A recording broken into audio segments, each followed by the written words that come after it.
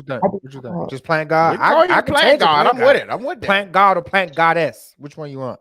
No, I'm the plant God. Facts. Say less. Okay, yeah. Hey. I run the plant game out here. Like as a black woman, it's like for real. Like it's a Wait, big wait, thing. wait, Like wait. Save it for the Save it, episode. save it, Save it for save the it. episode. Save it.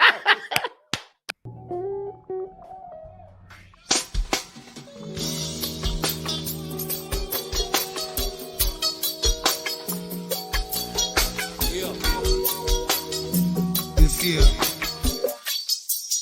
y'all fall out, nigga. Yeah. See this here for the straight falling niggas. Niggas know how to relax up in here. All right, folks. We back in the lab. We back in the studio. Yerp. I'm Rob. He's Rick. What's good? What's good, go? Same shit. This is the Captain's Law podcast and YouTube show. We are joined today with the plant god, Yeah. Miss Whitney She Webb, stamped that. owner of Urban Plants, located in Baltimore, Maryland. How you doing? I'm great. Hi everybody. Thanks for having me. Very excited to have you on here. Plant God's a strong name, so I'm with it. We with the shits. Absolutely. I think it's gonna be a very good conversation. But how are you doing this evening? How's business? How's your family? How's everything? Everything's awesome. Business, family, my life is changing. It's growing, and it's getting better. Okay. That's what's up. That's what's up. All right. So without further ado, let's get into it. Tell us, what compelled you to want to be a entrepreneur, black business owner? Essentially, it was really just to provide better for my family. I wanted another source of income, something that I could have and pass down to my children. Besides just my 9 to 5, I couldn't really give that to them, and that kind of made me sad. I'm like, I want to leave them something. Like, what can I do? And How many children you have? I have 3 boys, Ooh, all boys. 3 all boys. boys. I got 3 girls. Whew. I got Oh yeah, you have those girls. Yeah, boys are different, and just being a woman and their example of what a woman is and what they see every day. I really want to show them something. That's what's up. Very That's what's good. up. Congrats to Strong Mama. Absolutely. So tell us how you got started. Honestly, I don't think it's enough local plant shops out here. You know, Agree. everybody just going to Safeway to get their flowers. You know what I'm saying? Home So Depot. tell us about that. This nigga said I'm serious. Safeway. I don't go to Safeway. Bro. I've only seen outside of like being like kind of like downtown. Yeah. The only other plant shop I've ever seen that I paid attention to was one on Minnesota Avenue. Oh yeah, that flower shop. That's the only one that I was like, damn, that is a flower shop right there. But go ahead, tell us how you got started. Well, essentially, it was just me having lots of plants at home. As you see in the background, I have plenty of plants in my own home, and I am a member of many plant Facebook groups, like lots of them. And we all share our plants. We're all like bragging, like, hey, look at our new plants that I just got. It was a lot of money. We're, always posting pictures, and people just started asking me to buy my plants. And at first I was offended, like, you want me to sell my plants? And then after a while, you sending them DMs, and after a while, all the DMs are adding up, and I'm like, well, wait, wait a minute. So, aha moment. Aha. I was like, wait, aha. Maybe I could sell my plants, So I got on Facebook Marketplace, which is free, a great free resource. I got on the Marketplace, and I just put pictures right here in this living room, pictures of my plants. When I tell you, within a week, I made more money than I made at my job, just selling the plants that I had already in my house. Because I was cloning my plants as well. I also have a greenhouse because I'm obsessed. I got so obsessed with it. I bought a greenhouse. I even had pictures on my Facebook. I kind of got crazy, and I cloned everything. So I had like this access of plants, and selling them kind of did make sense. And I kind of discovered a business. Like, I was sitting on a business right in my living room, and I didn't even realize it. That's pretty sweet. What's a popular plant? This money tree. The money tree? It's the Chinese lucky money tree. It's for good luck. It's a good luck money tree. People love these. They're small. They are pretty. They purify the air. and they Mm. bring you good luck. So these are one of my top sellers. You know, my wife loves elephant ear plants. Oh yeah, elephant ears are great. And the awesome thing about elephant ears is if you cut the top off, they grow back every year. I have 10 bulbs in the closet in cool storage right now that we're getting ready to plant. Listen, something about those bulbs make plant people go crazy. We're like, do you have any bulbs for sale? It's like, buy them. Well, I might have to dish off a couple of them to you because I got 10. I'm not planting all 10 because elephant ear plants get huge. Like the leaves get as big as those lampshades. Like I kid you not. Damn. Especially if they're outside. My wife just like orchids. She she like an orchid. You know, the one that got the little metal piece kind of holding it up a little bit. Look, Yeah. I don't know that. I just know I go in there and be like, man, I got them orchids in there. Yeah, give me the toy. You know what I'm saying? Anyway, but is this something that you always wanted to do, or you know what I mean? Well, I know you explained that it kind of, it kind of fell in your lap, and then you took it to Facebook Marketplace. But is it something that you felt like you always wanted to do, or you had like a different plan? I really didn't have a plan. I honestly just worked to pay the bills, and I kind of like went around to different jobs, seeing which ones I liked. Kind of got good at my medical career, advanced really high in my medical career, where I became an auditor, like a job that you just don't quit. You don't quit a job making that kind of money, and finding this coming to me in such of the way that it did, I was motivated just to leave. Just to leave. It's hard to sell plants in a cubicle at the hospital. Like, it's really hard. Yeah, And in order to grow my business, I had to make a decision. Seems like it was the right decision. Oh, it's been amazing. Oh, I've been seeing it, but trying to get up there, man. It's just Russia's keeping me busy. So, but I'm coming up there soon. Best believe that with the wife. So yeah, bring the family. most definitely. So, what do you wish your younger self knew about your current profession right now? I would say to come into Baltimore early. Back when Baltimore was still, you can get property for $1. Back when you could still get, auction homes for $1,000. The properties are getting really expensive out here. It's almost going up to where DC is, and it's really, unattainable for a lot of people to open businesses when you can't get a space. So I would, just thinking ahead of time about what my future goals would be and trying to like prepare myself for that. Now, do you think that the business will be doing as well as it is now if you would have did it earlier? Because some things just happen the way it does for a reason.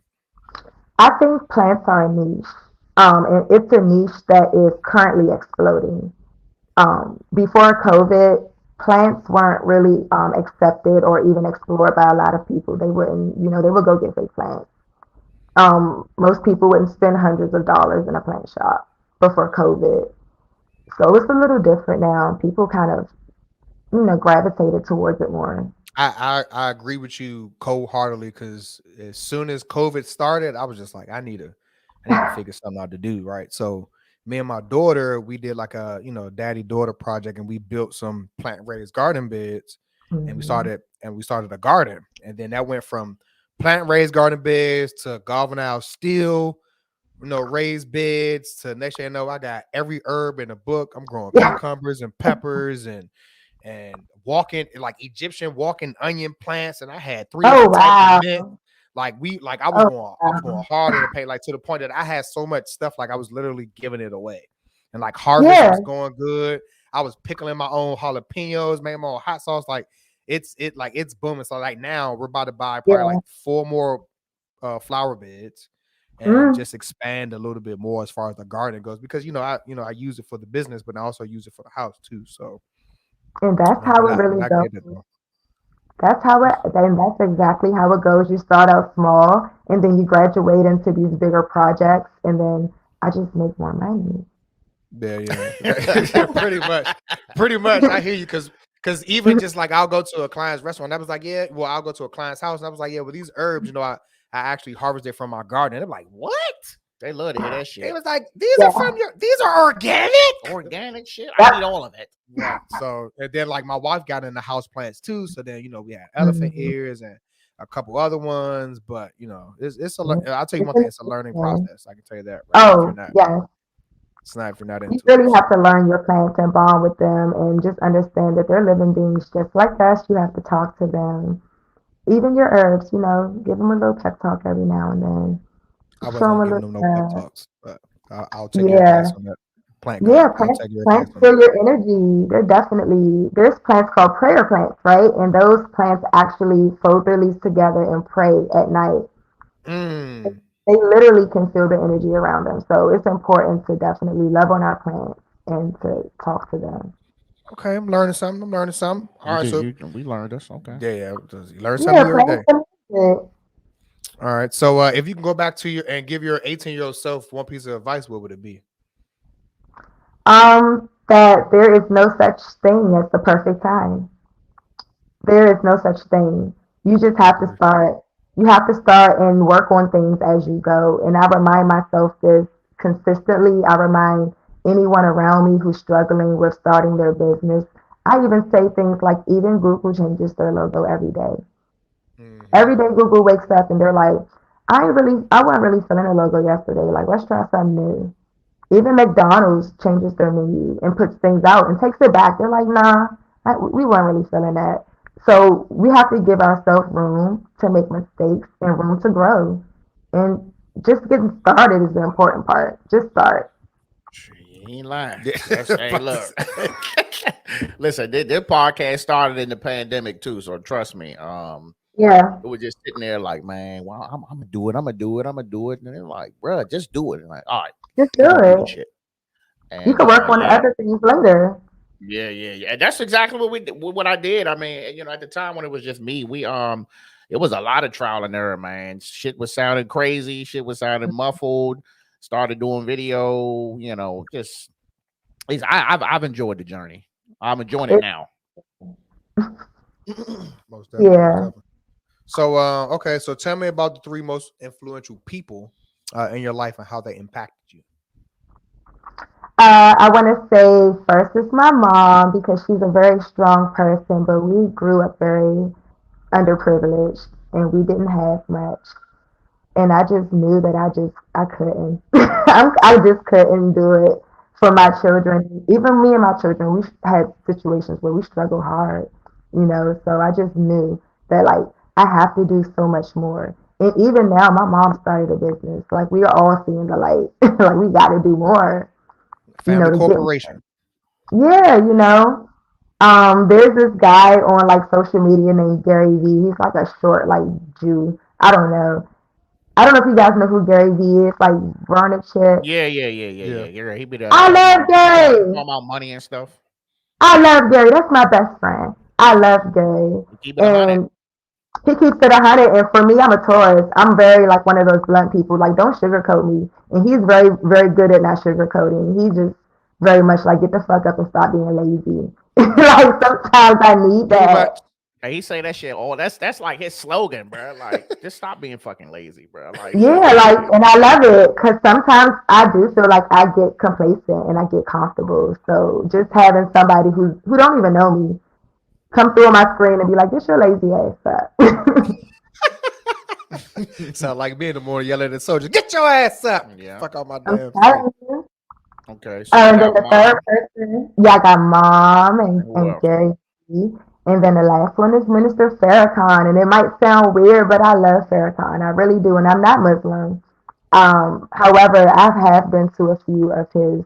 He used to go to the church on Pennsylvania Avenue in Southeast. It's like right on the corner of Branch Avenue. Mm-hmm. And I like know what you're Okay, talking he, about. okay. yeah, he used to do I don't know if it's called it would be like big concerts almost, but he would just be talking. Mm. But anyway, I love him. I love him and I love him and he motivates me and I love him. Yeah. So me being in, in Afghanistan and being around those, Islam a lot, I've gained to, know their culture a lot more than what the stereotypical shit that you see out here in the United States. And I tell you what, those like true Muslims, right, are like some of the most humble people you ever come across. They're so chill, relaxed, so inviting. Like, I didn't know these dudes from shit to shit, right? Language barrier the whole nine, but they accepted me anytime and anywhere. Make sure I was fed, make sure that I was good, protecting me, whatever, it was. So I agree with you on that. And, I've definitely listened to Minister Farrakhan's quite a few of his, his speeches and stuff like that. And I do, get that vibe from him too. So that's a good one. Yeah, he loves us. Like for real. Okay, so real quick. So what's something about your industry that has surprised you lately?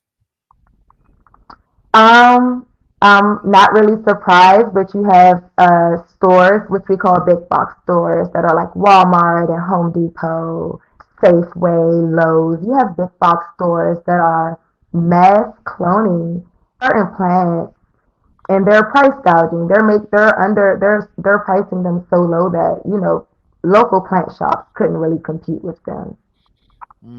Is that because they're, just like you said, they're cloning and just pushing out the quantity, Absolutely, and not the quality?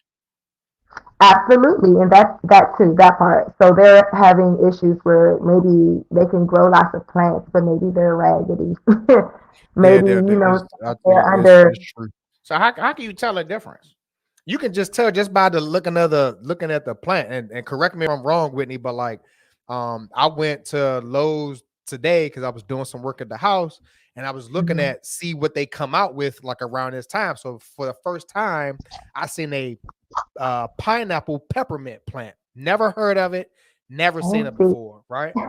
And it's green, but it has like these white yellowish spots on it. But then the plant was wilted. It was dry, like they're not watering it. You know what I mean? And it's leaning over. So you saying they just making shit up? It's not even a real plant. I'm telling you, it's the hybrid shit. It's a lot of hybrid stuff that's out there. It's plenty of hybrid. But I'm just saying that in the aspect of like, this plant is fresh. This is a fresh plant, and this is a homegrown or organic. I don't, fresher than this. It's not a clone, whatever you want to call it. How can you tell the difference if they both healthy and they right next to each other? You can't. Yeah, you can't. So anyone that shops at Home Depot and gets the same plant for $10 that I have for $30, they don't know it's a clone. No one even knows that. That's like insider info I just gave y'all. They don't know them clone plants. Some of them plants they think are being grown on a Home Depot farm somewhere that they don't have. We also use the same vendors. A lot of us are shopping with the same plant vendors that are shipping to all of the nurseries, including me. So sometimes me and Home Depot gets the same plant, and they can sell it for the same price that I probably can't sell it for. You ever had people like come in and say, do you price match? You got it at Lowe's for $10. It'd be absurd. That's a good ass question. Not yet. Because niggas. Like, I'm sure one day someone will try it, but they're gonna come in that motherfucker with a Lowe's sales flyer and shit. I'm be like, I'm just saying, this is on the paper, $10. Yeah, not yet. I'm waiting for the day though. I wouldn't put it past anyone. I don't think they would do that. I think it's a real plant enthusiast. I don't think they're capable of pulling no shit. Well, no. I never even knew that they were plant vendors, and I never thought about it, right? Because me and my wife, we go to nurseries a lot, but I never knew that they were plant vendors. So you gotta have like a plant, like a business license to buy from these plant vendors or LLC, because with Restaurant Depot, they don't give a fuck who you are. As long as you got an LLC, you can have an LLC for a trucking company, but you can take your ass in the goddamn Restaurant Depot. Is that the same way with plant vendors, or you got to specifically be in that field? I'm honestly, I wouldn't say I know, because I've only used my plant LLC to even go towards the plant vendor. So I'm not sure, but they do a vetting process. Some of them make you even come there in person before they allow you to be a customer. I've had to go to Miami and meet a plant vendor in person before they would sell to me before. So, it's like buying Coke. He made me fly to Miami, come down there and meet his family, and I bought my son. Yeah.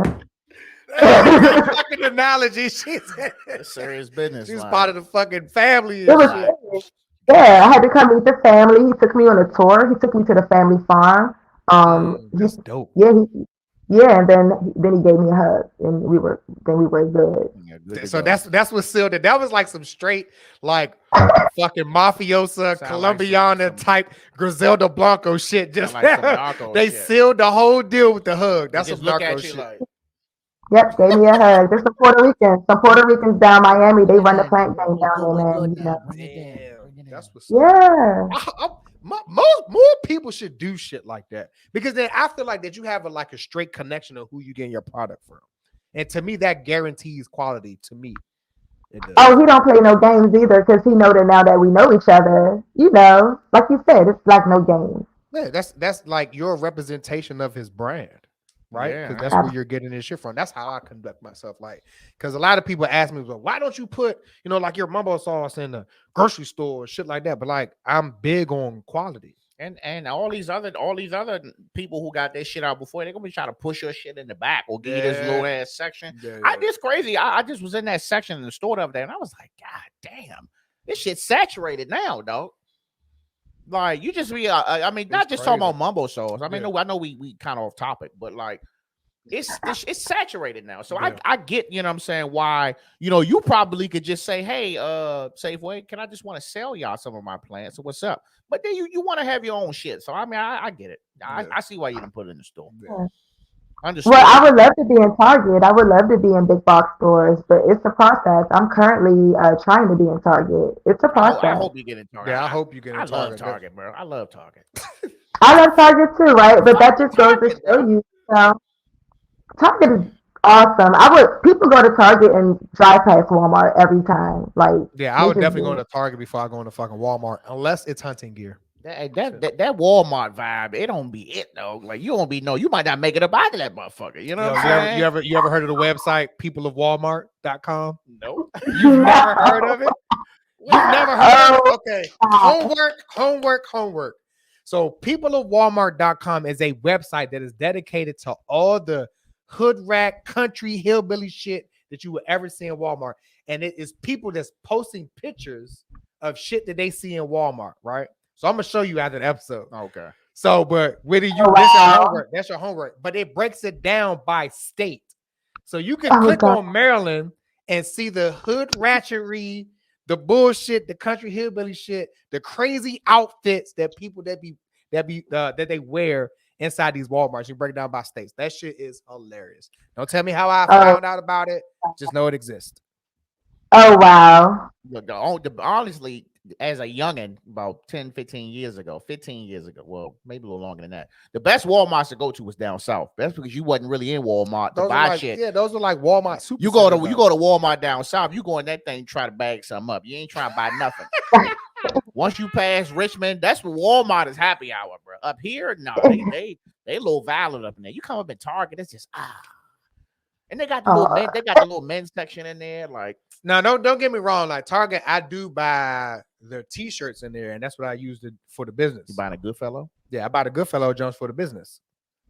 So the Captainslog's t-shirts are Goodfellows. The Goodfellow, which I don't like that, bro.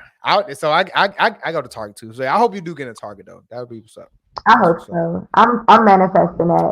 You're going to be in Target. We're going to speak it into existence. Gonna be in Target. We're gonna hit Target up like cut the shit. All right, these our folks. So real quick, if you were sitting next to the leading expert in your field, what would you want to ask him or her? I guess who their plant vendors are. If somebody has better plants than me, I want to know who they get them from. Yeah, you got to stay on top of the game. You want the good I product. mean, I want to expand. Yeah, I want to know who's your supplier. You know, who's the distro. Are you interested in creating like your own plants, like a hybrid of your own? Oh, absolutely. One day, if I can get enough money and access to a plant lab where I can do some, because they're doing this in like I don't think you can just do this with just two plants putting them together. You have to actually get in like these plant labs and like play around with them. So I've seen and I've done my own research because I was getting into peppers because I was trying to make my own hot sauce.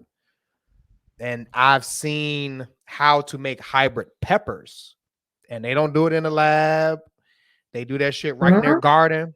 So they take the female and it's somehow that they determined the female part and the male part of the plant, and they put them together, and the dude that like covered them with like aluminum foil and like some other wild crazy shit, and he grew like a ghost pepper, Carolina Reaper fucking pepper. He intertwined those two and made like some super fucking hot pepper. So was it like a different color? Yeah, it was like different color, different shape, the whole nine. Interesting. So that's the interest. I mean, but people do it all the time. Like I was into fish heavy. People were doing hybrid fish. It's hybrid fucking everything out there.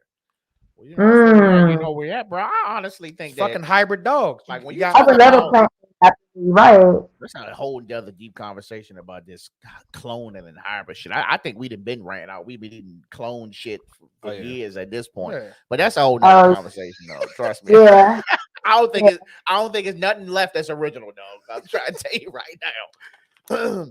So, do you have any mentors in your industry? And if so, not in my industry. No. Yeah, not in my industry. No, I don't know anybody that has a plant shop. I don't know anybody that is even selling plants. Like literally, I did this off of my brain. Like even the only people who I know who have plant shops are the ones on Google. I don't personally know them. Like I can tell you one thing. I can tell you one thing. You are the first Black plant store owner I've came across that I know. When me and my wife go to these nurseries, it's typically white people. There's one down the street too. I didn't even think about it. Yeah, you got one over there back there behind on the way to Brad's house. Oh wow. And he sells he makes his own jams and everything. I stopped through there too. But every nursery that we've been to, you've never seen a Black owned one. So when I seen that, I was like, oh yeah, that's dope. Because a lot of people are into plants, like especially us, right? No shade to my white friends, but us, like we're into plants. Like, think about it. Your grandmama and them had fucking big ass ferns and all types of shit when you was growing up. Yeah. You know what I mean? Well, I'm gonna have to disagree with you. I'm not into plants, bro. Well, I'm not saying you. I didn't say everybody, but I'm saying like us as people, we've gotten into plants a lot more. And just like it became a thing, especially during COVID, because they had to do something. I've never seen so many people started getting into plants as much as I did when we started. Well, I changed I won't say I'm not into it. I would say I'm not educated enough yet on plants. I'll say that. So there probably is a little plant out there about this big somewhere out there waiting for me to put it on my desk somewhere. As soon as you clean up for springtime, you're gonna be putting your own plants in the front yard. Hey man, give you a couple drops of water. Hey man. You gonna put the Bluetooth speaker out there and play backyard for? We're gonna be sitting there like, man, I keep telling these motherfuckers at work, y'all keep playing with me. The shit just gonna give me a leaf that's gonna go up. That's how I know. That's how I know it's acknowledgement. That's what's up. Yeah. That's what's up. So, as of right now, what do you think is like your biggest challenge in the industry, or maybe facing in the next 10 years? That's a hard question because I don't have a mentor, because I don't have anybody giving me guidance in what I'm doing right now, I don't know what my challenges are in the future. It's really hard. I don't even, I'm really taking this every day at a time because I don't even know what I'm doing now. I honestly, I don't have guidance. I don't have anybody I can go to and talk to about how to run this plant shop. There's who, so I am winging this, and I don't really know how the future looks. And for me, I'm just focusing on growing. So maybe challenges could be rent, but I make enough to pay the rent because they're buying the plants. So I'm not sure. That's a good answer, and the reason why, because that feeds off what we were talking about last week. Because I'm pretty sure, I'm not knocking, but I'm pretty sure it's another Black plant owner somewhere in the world, right? Whether it's in the United States or whatever. But we were talking about how people don't share their knowledge, right? And it's a community, and it's not enough networking. But I guarantee you, if networks were were established like it should be, right?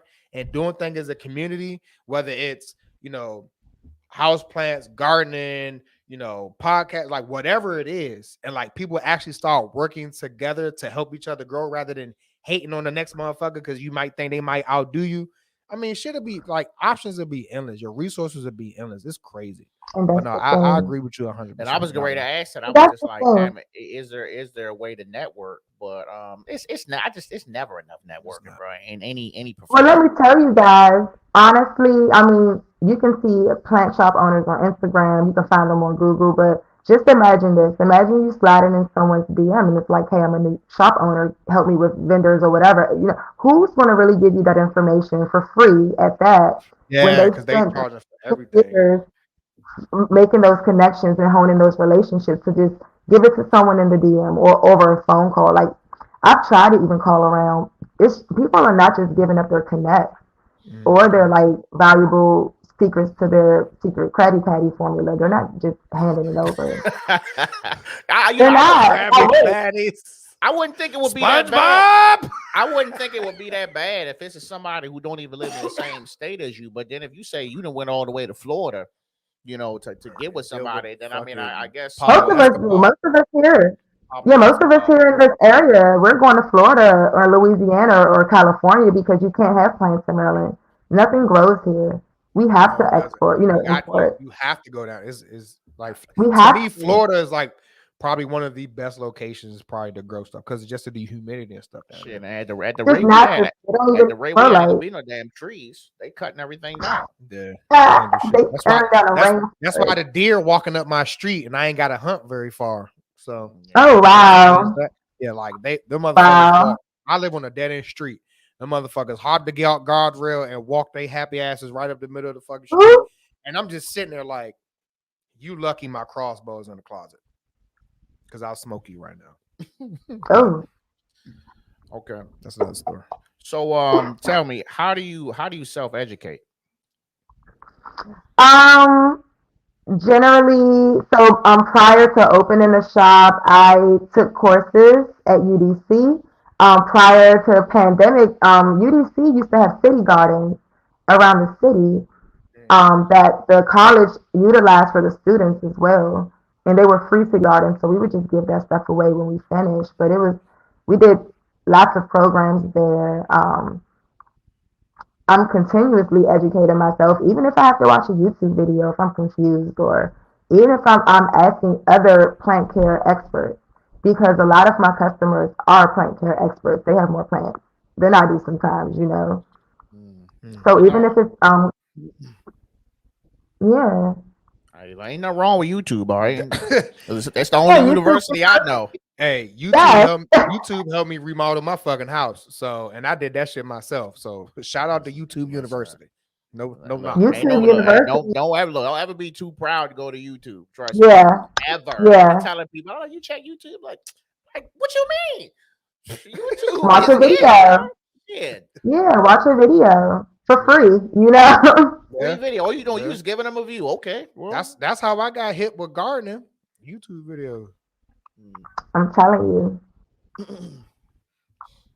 All right. So next question. So how do you balance life and work? So I had to quit my job because I was exhausted trying to balance the business and work and my children. It was, in household, just even trying to cook dinner at night became a hard task to do because I wasn't home. So quitting my job was the first thing. Then hiring some staff. I was running the plant shop by myself. Yeah, outsourcing some of the things I was doing. I ran that plant shop by myself. In the grand opening weekend, I hired about, 3 to 4 people, but they only came in that one time. After that, it was too much for me to handle. There were things I wasn't getting done because I just couldn't. I'm just one person. So I hired 4 people, and it's been a better balance. I'm able to cook dinner, maybe even make breakfast in the morning before school. Like, I'm able to pick my kids up. What's the hours of operation? We're open from 12 to 7, Thursday through Sundays. That's what's up. Set your own schedule. That's what I'm talking about. So what do you think what's your best resource? Like what's been your most influential resource from your career? I would say the internet and just looking at other plant shops, just kind of modeling what people are already doing. Like I had somebody give me some really good advice when I was trying to start a plant shop and I was still doing this at my house. And she was like, don't reinvent the wheel. Just copy, paste, and click. She's like, why are you trying to like start something from scratch? She was like, there's a million plant shops. Go on their website and see what they do, see their hours, see what they sell. And she was like, just don't make it this hard. And that has really been something that has worked for me. Like it doesn't have to be that hard. Start off simple and grow from there. That's what's up. I'm good to That's what's go. up. And the thing about it, a lot of people do that. A lot of people don't realize that. So, like for chefs, for example, Mhm. every fucking chef uses somebody else's recipe, but they add shit to make it their own. They started as a baseline, and then they add their own shit to make it their own. I guarantee you. If you look it up, they changing their own seasoning or they're adding their own extra shit to it to make it like I guarantee you there are 50 different ways to make blackened salmon. I guarantee you. Mm-hmm. But everybody Mm-hmm. does it fucking different. So that's definitely that's a gem that a lot of people don't fucking use because you got a lot of people that are struggling trying to start their own shit and they're trying to recreate the wheel, start it from fucking scratch. But all the shit is right there in front of you, right there. Well, you It's know, already there. They already take a blueprint out. exactly. But you know, when you first come out the gate, you start some shit. The first thing you thinking is, I want my shit to be different. I don't want to be like nobody else. Yeah, You know what I'm saying? Until you realize, like, you kind of just really making shit harder than it needs to be. Yeah. You know what I'm saying? If you just go ahead and, you know what I'm saying, not completely copy somebody's shit, Yeah, but yeah. all right, Right. they kind of doing it this way. I can do this and then just kind of put my little swing on it. You know, then You it be got mine. motherfuckers out here that's doing straight copy and fucking paste now. Oh, I know it. I know. Listen, look, there's a couple motherfuckers I see. I was like, oh, that's what you're doing now. You wasn't doing that at first. You wasn't doing that. I'd be like, oh, you going live same time? Oh, you think you? Oh yeah, that's shady. No. Well, look, podcast world is big. Yeah. It's millions and millions of folks, man. So everybody got a fucking. You know, I couldn't. I ain't gonna sit here and say I ain't see somebody doing some shit, and I was like, write that shit down. You know what I'm saying? So hey, if it work, it work. I mean, end of the day, if it work, I'll be like, hey man, shout out to Blase Blah and them, man. I was copying y'all shit the whole time. It worked. You know what I mean? But that's okay though. Cool beans. So what do you think is your most underrated tool, resource, thing that you do for your job? Something that you couldn't do your job successfully without. The internet, social media for sure, probably. Google for sure, because every time a customer walks in my shop, I ask them how did they find me, and for the most part, it is Instagram, Facebook, or Google.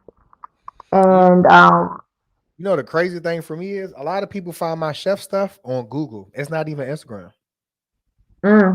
They type in like DMV chefs, Maryland chefs, and like my shit pops up. It's the hashtags, bro.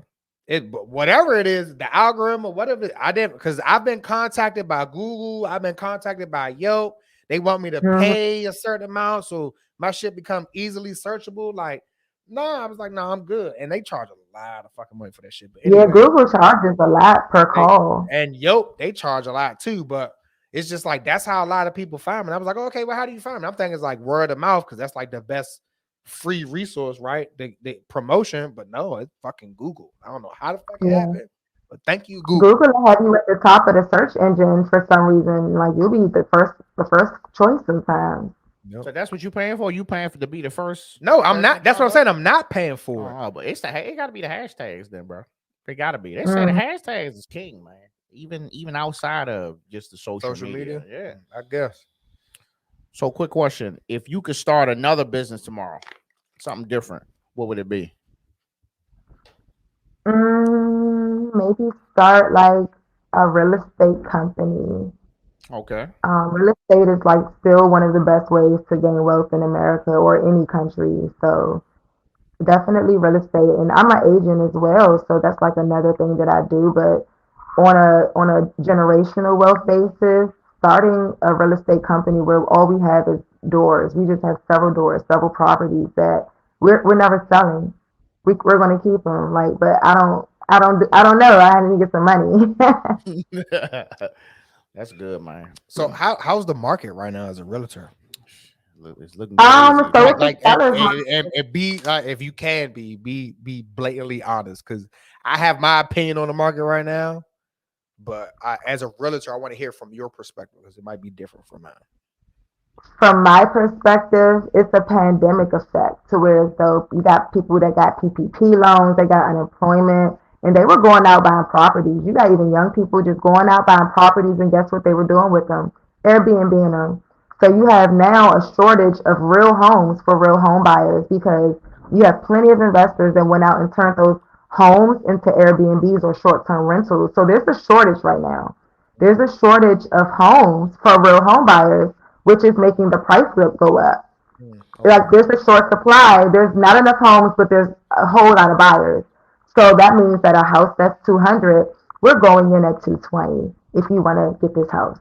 Don't play that 201, that 202. I'm not even playing. I'm not even writing the offer for that. That's silly right now. Don't even play that 5,000 sellers hope. That's silly. We're not going to win. I was gonna say that too. I So feel like a lot of people just buying shit. Yeah, they are. I didn't They think of are. it from that perspective. I just thought like that. I didn't say so. My perspective is just like it's a seller's market. It's not a buyer's market right now. But I didn't think of the shortages, and now that you mentioned it, like I didn't think about all these motherfuckers getting these PPP loans and all this other Yeah, shit dog. and flipping shit and turning it to Airbnb because that's the move now. Because a lot of people don't want to fucking pay for Man, it's hotels. so many Airbnbs. So many of the It's homes crazy. are just go to Houston or to Dallas or Miami. Have that shit Airbnbs. Like, Yeah. how they going to buy a house for a family when everything is fucking Airbnb? Everything is evolving now, right? So like you ain't got to you can get any fucking car that you want off of fucking Toro. You ain't got to go to fucking Enterprise or You can rent that fucking shit. Hertz. You can rent somebody's No, fucking Tesla or Maserati for $100, $200 a fucking day, and you Gucci. Yeah. you And just got give them people the with fucking PPP keys back. money buying the Maseratis, buying the Mustangs, and they're just Yeah. throwing them all on Turo. Yeah. But definitely with the house thing, that's just like with Gus. When we went with Gus to look at that house, and we was out further up towards Rundle Mills, house was nice. And the person who got the house didn't even want a home inspection. They're like, "What I got to do to get it? Fuck the home inspection. I want it now." Like that's That's that's what what we you call a dealing strong with. offer. Yep. That's what we call a strong offer. No contingencies are looked at as strong offers. Even though it's crazy, that's what sellers, they just want to hurry up and sell their Yeah. house. They're trying to sell a house and go on to the next one. I I get it. You gotta honestly, get your money. I feel Jesus. like personally, correct me if I'm wrong. I feel like me as a homeowner in PG County, unless I'm moving out of the state, I don't really see the benefit of me selling the house and then moving to another house in PG County. Yeah, I'm not doing that. I don't because if my house cost X, Y, and Z, and 2 years later another house sold in the neighborhood for $200,000 more dollars, that's just the price right now. So if I leave out of here with extra 200 in my pocket, am I really benefiting from going into another house that's probably going to be similar price or more? I known people that moved to 3 different neighborhoods in Virginia. They bought 3 different houses and moved, and every fucking house is just a little bit more, a little bit. Me, I'm the type of person like I'm gonna just buy this motherfucker once that's big enough. Then I ain't gotta do no shit. And then if I do move, I'm going to the fucking country some fucking where, and I'm having me a fucking farm. I'm not about to be doing all that shit. Like me and my wife, we have a house now, we chilling, but we're going to buy another property that's going to be the forever home, right? But me and my wife haven't used our VA loans yet, so we chilling. There's no rush. Right now, that VA loan, that thing, like you come up in there, you're like, VA loan, what you got for me? What you got for me, man? But they want them, bro. Yeah, they want them shit. So real estate question: do you think it's better to build now or just buy something that's already built? So let's talk about how the prices aren't going down. Let's talk about once the house sells for a price, that's the price now. Houses ain't never been back down since they've been up. You know what I'm saying? Like you can't come in no neighborhood and buy a house for 10,000 or more. They're 200 plus. Like they're not going back down. So it's like when you're waiting, you're playing a waiting game where you're trying to beat the prices, and you're not. It's not going to happen. You're not going to beat the prices. So you waiting is just going to have higher property values at that time, right? Like inflation is still happening. Yeah. So if you're thinking like waiting a few years is going to get you a cheaper house, it's not. It's going to get you No. more expensive. I know it's not going to get me a cheaper house, but I need fucking land.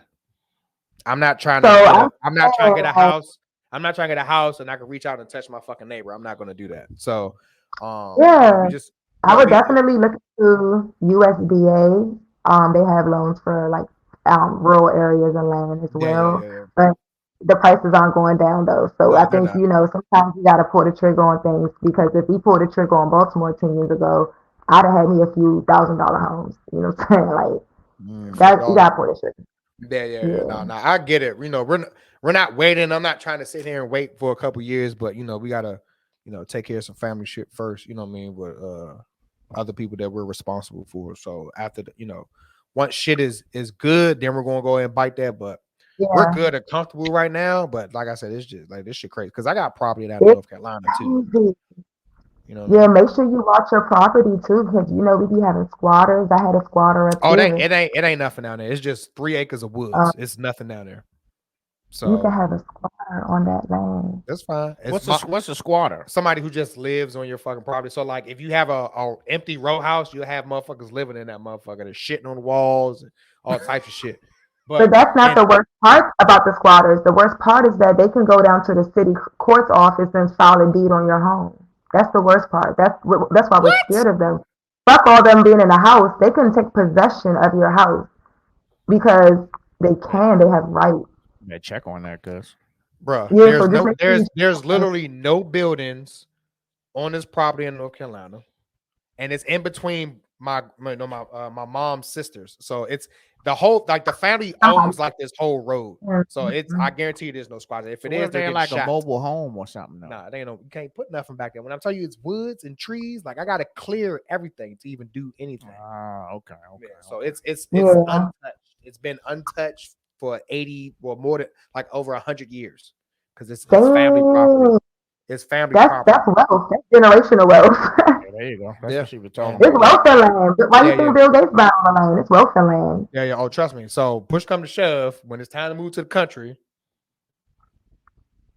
I'm gone. I'm out of there. I'm down there. It's only 4 hours away. 2 easy. I got you. So is there any other occupation you would like to try? Anything else?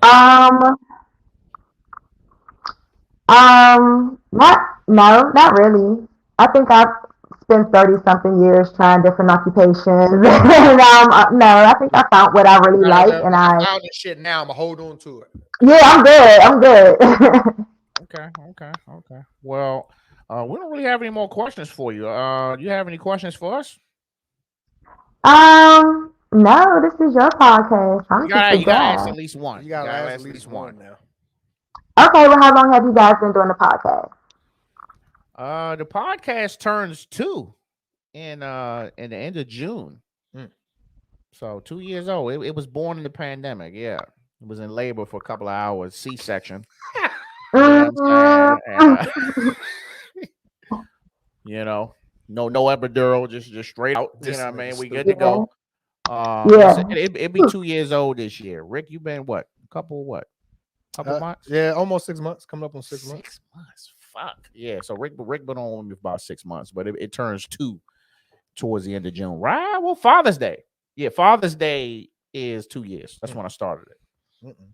That's what's awesome. Congratulations. Thank you. That's Thank really you so much. Yeah. Are you guys normally just interviewing people? No, well,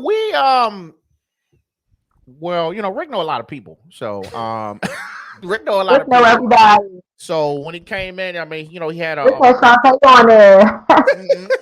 He had a bunch of people that he knew, and I'm like, shit, bring them on. I mean, I was at a point where I was, I had interviewers coming on, but it was always, this is when I was actually having people coming to the studio, which is in my house.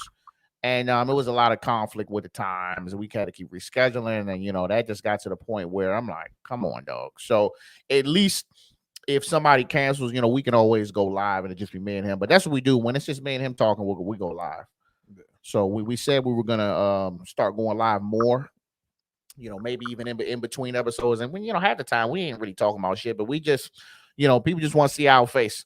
So Yeah, I like this. This is nice. I like the setup. I think it's clear. It looks great.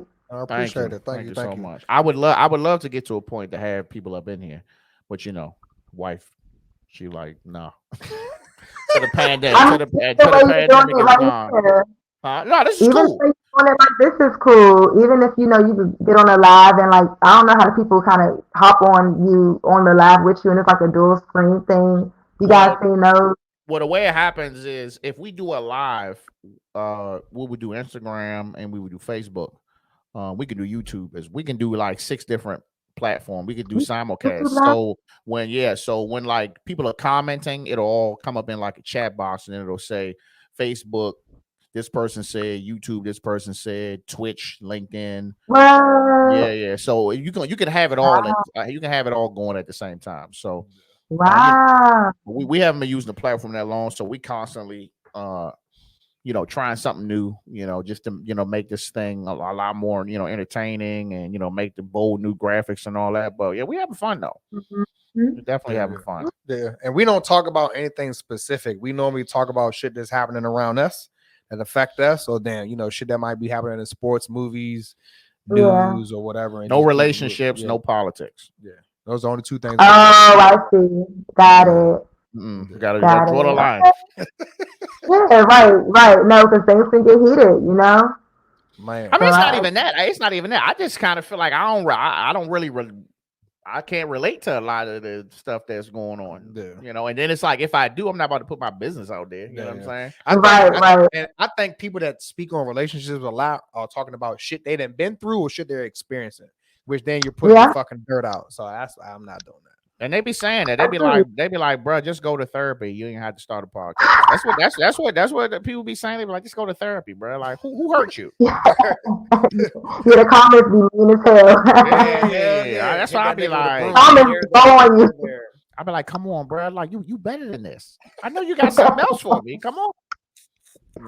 I want to do a podcast, so this is just good motivation. Like, I want to do one from the plant shop, like maybe once a week. And I was just about to ask you. I was like, when you gonna start a YouTube channel for your start for your? I know people ask me all the time, and I just tip of the week showcase a certain plant, man. You can just go live and just what I'm saying. You just kind of pick it up as you go. That's the one thing I will tell you. Like you can try to plan and all that, but plan on just starting that shit and go, and then as you go by, what I'm saying. Just make the changes because that's a lot of things that other podcasters do is, they want to have this whole diagram. Well, I'm going to start here. I'm going to start making money here and I'm going to get sponsors here. Nah, bro, just do what you're doing now. Putting out the content. Taking that shit one day at a time. Will come. Taking that shit one day at a time and as it go. So don't be afraid. Don't be afraid for your shit to be like unpolished. You know what I'm saying? Right. Because I can go back to my episode 3 or 4 and I sound crazy as hell, but I wouldn't delete it. 87, yeah. Yeah, it's 87. We on the road to 100. Yeah, 100 gonna be. Yeah. So, but yeah, we were absolutely ecstatic, happy, glad to have you on here. Yeah, most definitely. Go ahead and let the people know where they can find your social handles, location of your shop, all the good stuff. Whatever else you want people to know. My shop is located at 2411 State Avenue in Baltimore, Maryland. We're down in the Canton area of Baltimore, so you guys come down. We're on the waterfront.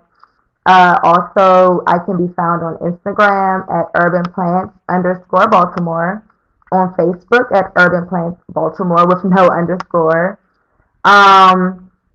My email is info@urbanplantsbaltimore. If you guys want to reach out, have any questions, you can set up private plant care lessons. We also offer plant care courses.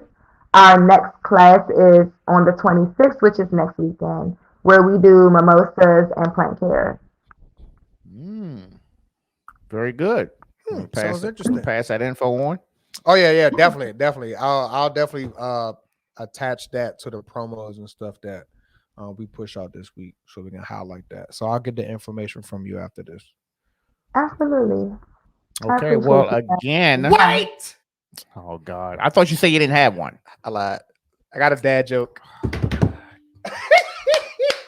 Why are you not thrilled? Bro, or you just said you ecstatic? didn't have one. I was cool. You should be elated that I have a dad joke. You ever heard about the joke involving construction? I'm still working on it.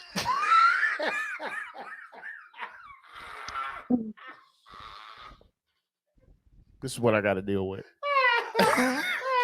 She said that. She was like that bullshit. Hey, look, we're old, right? We have kids. That's my little humor over there. Just let me own it. Okay. All right, y'all. Thank y'all for watching. Make sure y'all share, subscribe, support. All the handles at the bottom. Captain out.